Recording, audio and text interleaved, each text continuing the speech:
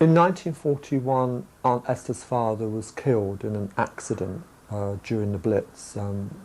He died and she was left on her own in the house in Dieppe Street in Fulham. My great-grandmother, Mrs. Johnson, as she was known, or Granny Johnson, as she was known in the community, was the matriarch of that community. She was the mother figure. She looked after everybody. She was there if anyone wanted help or advice. She'd known Aunt Esther since Aunt Esther was a child, because they'd all grown up in this small community, which was one big family. So Granny said to Esther, "Why don't you come and live with me, love, because you've got no family." The only family that Aunt Esther had was in Guyana. She'd never met them because they'd never come here and she'd never gone there.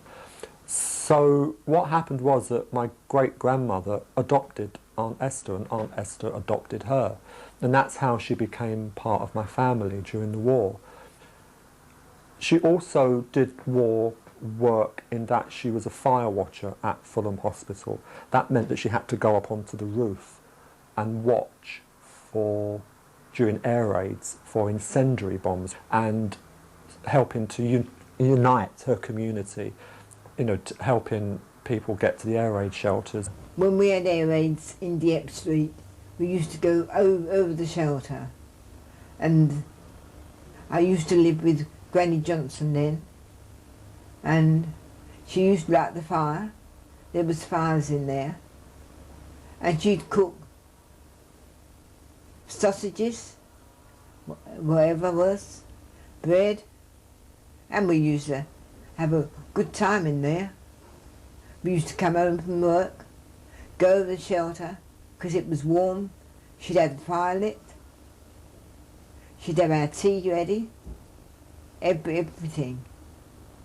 And then somebody else would come in, say, "Hello, mate, how are you?" There wasn't no sticking up. Everybody was equal.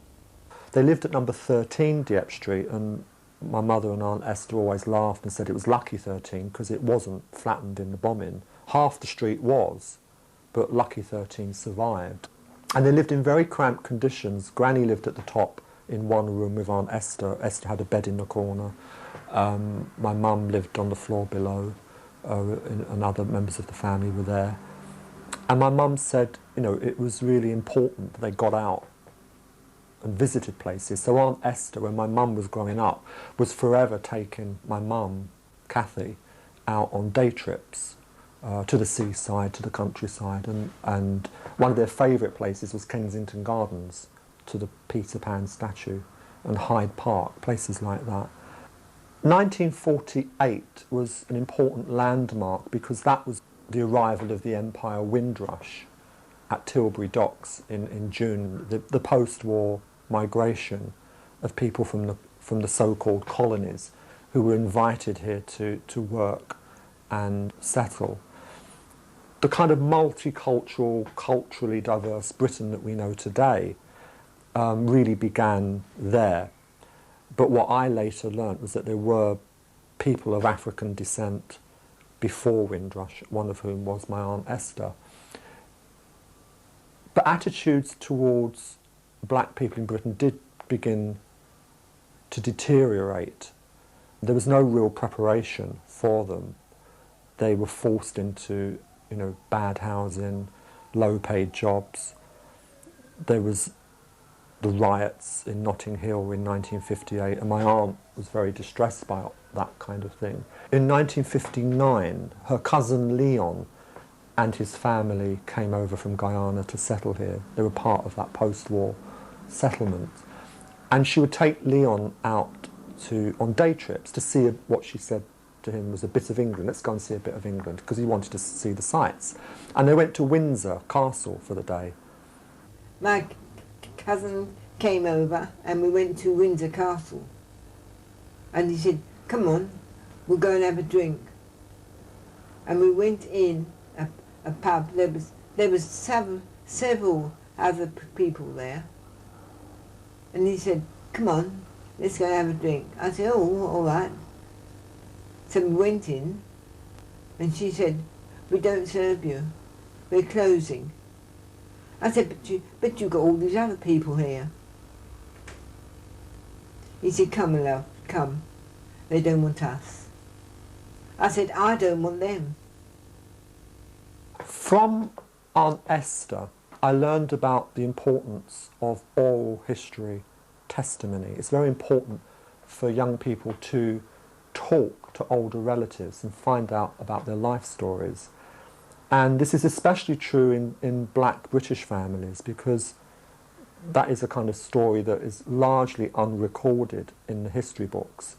I was very lucky because in 1991 we published her life story in this book, Aunt Esther's Story, with the support of the Fulham and Hammersmith Oral History Project, which was a project that was specifically set up to document and publish the life stories of different people from different cultural groups. So we did this book, and she became almost like a local celebrity. She was featured on the cover of her local newspaper, the Fulham Chronicle, and it was a really enjoyable project to be involved in, but wonderful for her after this long life to suddenly be given this kind of attention and status. And it happened almost at the end of her life, because she died in 1994. Since the publication of Aunt Esther's Story, I've written several black history books, including A Ship and a Prayer, to tie in with the Windrush celebrations. More recently, I've had a book published called Speak of Me as I Am, which is the history of black people in the London borough of Southwark, where I live, since the 1600s. So Aunt Esther's kind of influence has been tremendous on me. And one of the things I'm most proud of is the fact that the Oxford University Press asked me if I would contribute some short biographies to their dictionary of national biography, and the dictionary included Winston Churchill, Queen Elizabeth I, Queen Victoria, Oscar Wilde. Paul Robeson was probably one of the few black people in there. So I was approached to write biographies of black British historical figures. And after I'd done a few of these, I approached them about Aunt Esther, and I explained who she was and sent them a copy of the book, and they readily agreed for me to put her in the dictionary. So she now has a place in the Dictionary of National Biography, published by the Oxford University Press, and is available to see online. I'm very proud of that. She would have been thrilled if she'd known that she's alongside Winston Churchill and Queen Victoria as a, proper historical figure. So if you want to find out more about her, you can check the Dictionary of National Biography. You knew you was going to go by because your neighbours would come and help you, which they don't do that now.